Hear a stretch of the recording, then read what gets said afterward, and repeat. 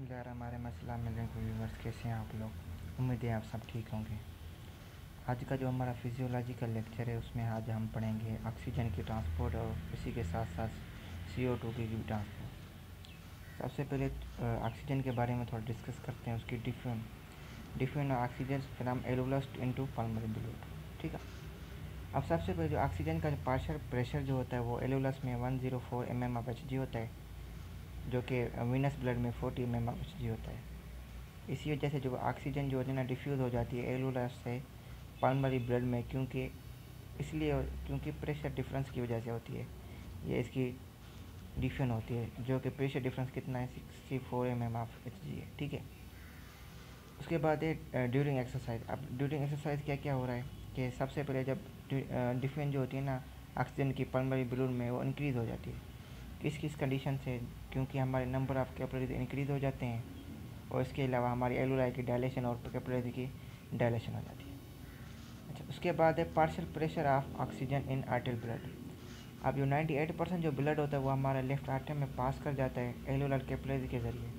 उसके बाद ये ऑक्सीजनेट बन जाएगा और जो हमारा पार्शियल प्रेशर ऑक्सीजन का होता है वो ब्लड में 104 है। ठीक है। उसके बाद जो 2% जो ब्लड है ना वो हमारी पास करेगी एओर्टा से थ्रू पल्मोनरी सर्कुलेशन में, मतलब पल्मोनरी ब्रोंकल सर्कुलेशन के ज़रिए वो एओर्टा में पास होगी ब्लड, जो कि हमारे डीप टिश्यूज़ जो हैं लंग्स के उसको सप्लाई देंगे। ठीक है। अब ये जो फ्लो ऑफ ब्लड है जो ब्रोकन कैपिलरीज में, इसे हम कहते हैं शंट फ्लो। ठीक है। और इसमें हमारे 2 टाइप का जो ब्लड होता है ना वो मिक्स हो जाता है, मतलब कि 2 टाइप्स ऑफ ब्लड जो होते हैं वो मिक्स हो जाती है हमारी लेफ़्ट एट्रियम में, जिसे हम कहते हैं वीनस एडमिक्सचर ऑफ ब्लड। इसके अलावा कह रहा है जो पार्शियल प्रेशर जो हमारा ऑक्सीजन का होता है, जो कि रिजल्टिंग मिक्स ब्लड, क्योंकि हम ज़ाहिर बात है अब ब्लड मिक्स हो गया है। ठीक है। तो ऑक्सीजन का कितना पार्शियल प्रेशर बन जाता है एओर्टा में, मतलब कि जो मिक्स ब्लड है वो हमारी एक तो मिक्स हो गई, उसके बाद वो एओर्टा में जाएगी। ठीक है।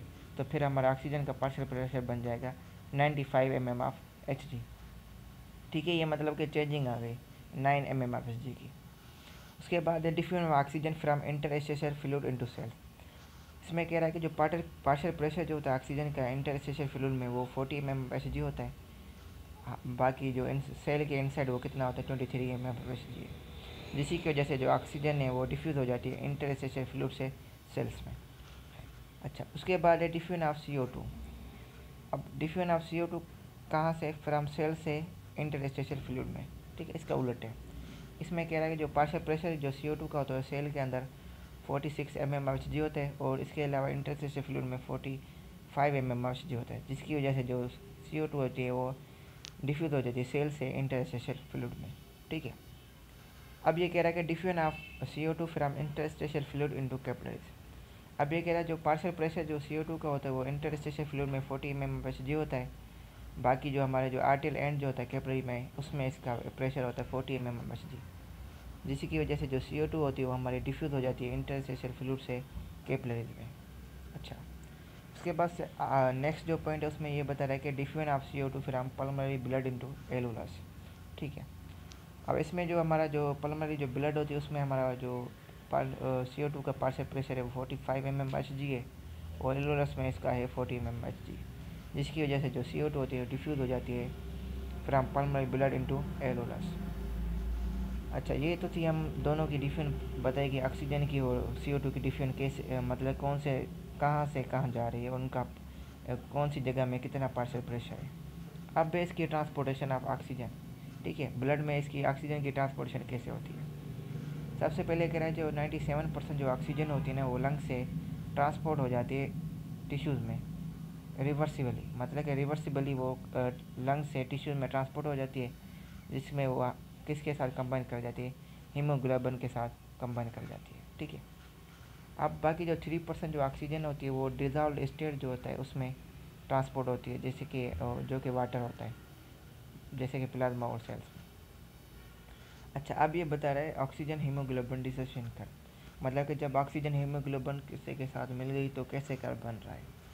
अब इसमें बेसिकली ये बता रहा है कि एक कर्व बताता है जो कि रिलेशनशिप बताता है किसके दरमियान, ऑक्सीजन सेचुरेशन ऑफ हीमोग्लोबिन के दरमियान और पार्शियल प्रेशर ऑफ ऑक्सीजन के दरमियान। ठीक है। अच्छा, अब ये बता रहा है कि इस जो ऑक्सीजन हीमोग्लोबिन जो डिसोसिएशन कर्व है इसकी शिफ्टिंग बता रहे हैं। अब राइट वार्ड शिफ्ट कब होगा, कहते हैं कि जब ऑक्सीजन हीमोग्लोबिन डिसोसिएशन कर्व जब राइट में शिफ्ट होता है ना, तो फिर हमारी जो ऑक्सीजन जो होती है वो डिसोसिएट हो जाती है, रिलीज़ हो जाती है हीमोग्लोबिन में। अब ये कह रहा है कि कौन से वो फैक्टर्स हैं जो कि ये राइट वार्ड शिफ्ट करवाते हैं। सबसे पहले हमारा हाइड्रोजन का कंसंट्रेशन जब बढ़ गए या पीएच लेवल कम हो जाए, इसके अलावा CO2 लेवल बढ़ जाए, टेम्परेचर बढ़ जाए, या हमारे 2,3 डाइफास्फोरोक्रेसिलेट लेवल बढ़ जाए, इसके अलावा एक्सरसाइज और एसिडोसिन में ये लेवल बढ़ जाता है। उसके बाद कह रहे हैं लेफ्ट वार्ड शिफ्ट क्या होता है। जब भी हमारा ऑक्सीजन हीमोग्लोबिन जो डिसीजन कर रहे हो वो लेफ़्ट की तरफ शिफ्ट हो जाता है, तो ऑक्सीजन उसके साथ बाउंड हो जाती है हीमोग्लोबिन के साथ। अब ये वो लेफ़्ट वार्ड शिफ्ट कौन करवाता है, उधर हाइड्रोजन बढ़ रही थी इधर कम होगी, उधर CO2 बढ़ रही थी इधर कम होगी, उधर टेम्परेचर बढ़ रहा था इधर कम होगी, उधर 2,3 फास्फोग्लिसराइड बढ़ रहा था इधर कम होगा। और इसके अलावा फीटल हीमोग्लोबिन करवाता है। इसके अलावा कार्बोऑक्सी हीमोग्लोबिन की वजह से लेफ्ट वार्ड शिफ्ट होता है, या स्टोर ब्लड की वजह से हो सकता है, और एल्कोलोसिस की वजह से होता है। अच्छा, उसके बाद है बोहर इफेक्ट क्या है। बोहर इफेक्ट बेसिकली बताता है कि जो ऑक्सीजन हीमोग्लोबिन का जो डिसोसिएशन कर्व है ये चेंज हो जाता है कहाँ, ब्लड में, जब भी किसके साथ, CO2 और हाइड्रोजन की कंसंट्रेशन के साथ, जिसको हम बोहर इफेक्ट कहते हैं। ठीक है, मतलब कि CO2 और हाइड्रोजन कंसंट्रेशन चेंजिंग हो जाएगी, तो फिर ये डिसोसिएशन कर्व जो होगा वो चेंज होगा। इसकी सबसे पहले बता रहा है कॉजेज, इंपॉर्टेंस क्या है। सबसे पहले ये कहता है कि जो हमारी ऑक्सीजन जो होती है वो हीमोग्लोबिन के साथ लंग्स में जब बाइंड करेगी, क्यों करेगी, क्योंकि CO2 जो होता है ना एल्वेओलाई में कम होता है, जिसकी वजह से लेफ्ट वार्ड शिफ्ट हो जाता है। ठीक है, उसके बाद कह रहा है कि जो हमारा ऑक्सीजन की रिलीज़ हो गया हीमोग्लोबिन से टिश्यूज़ में, ये क्यों होता है, क्योंकि CO2 जो होता है वो हमारे टिश्यू में ज़्यादा हो जाती है, जिसकी वजह से राइट वार्ड शिफ्ट कर्व हो जाती है। उसके बाद ये अमाउंट ऑफ ऑक्सीजन बता रहा है जो कि हमारे हीमोग्लोबिन के साथ मिलता है। सबसे पहले जो ब्लड में हीमोग्लोबिन कितना है, 15 ग्राम पर 100 ml। उसके अलावा जो ऑक्सीजन का वॉल्यूम जो होता है या ग्राम ऑफ हीमोग्लोबिन के साथ मिलता है वो 1.34 मोल पर ml होता है। ठीक है, इसके अलावा हमारा बता रहा है कि जो ऑक्सीजन का जो वॉल्यूम होता है जो कि कैरी करता है 100 ml ऑफ ब्लड, वो होता है 15 × 1.34। ठीक है, जो कि 2 ml पर ml आ जाता है ऑक्सीजन पर 100 ml। उसके बाद है volume of oxygen transported to tissues by 100 ml of, इसका वैल्यू होता है 5 ml ऑफ ऑक्सीजन। मतलब कि अगर 100 ml ब्लड है तो उसमें 5 ml जो होगा ऑक्सीजन होगी। ठीक है, अब है यूटिलाइजेशन कोएफिशिएंट। अब कह रहा है कि जो हमारे ब्लड का वो परसेंटेज जो कि गिव अप करे ऑक्सीजन को जब भी वो टिश्यू कैपिलरी से पास हो, तो उसे यूटिलाइजेशन कोएफिशिएंट कहते हैं। इसका वैल्यू 25% होता है। ठीक है, अब कह रहा है tissue oxygen buffer function of haemoglobin. अब ये बता रहा है कि जो हमारा हीमोग्लोबिन है वो हमारा पार्शियल प्रेशर जो होता है ना ऑक्सीजन का, उसको मेंटेन करके रखता है, उसके राइज और फॉल को प्रिवेंट करता है। कौन से फैक्टर ये करवाते हैं, ADP, ब्लड फ्लो और डिफ्यूजन डिस्टेंस, जो कि इसके इनवर्स रिलेशन है, ऊपर वाले डायरेक्ट रिलेशन है। अच्छा, अब भी ऑक्सीजन पॉइजनिंग। अब कह रहा है कि जब भी कोई भी पर्सन वो ऑक्सीजन ले रहा है हाई प्रेशर में, तो जो ऑक्सीजन का अमाउंट होता है वो डिजॉल्व स्टेट में ट्रांसपोर्ट हो जाता है, जिसकी वजह से टॉक्सिक इफेक्ट काज होता है, जिसकी वजह से ऑक्सीजन पॉइजनिंग हो जाती है। सिम्टम्स क्या है, जब भी हमारे ऑक्सीजन लेवल बढ़ जाएगा तो ऑक्सीजन बढ़ जाएगा तो ऑक्सीडेशन बढ़ जाएगी, जिसकी वजह से सेलुलर मेटाबॉलिज्म कम हो जाएगी। इसके बरक्स अगर हमारे ऑक्सीजन लेवल बढ़ गया तो आर्टरियल वॉल्स जो होती है कंस्ट्रक्ट हो जाती है। ठीक है, उसके बाद फिर क्या होगा, फिर हमारा ब्लड फ्लो कम हो जाता है।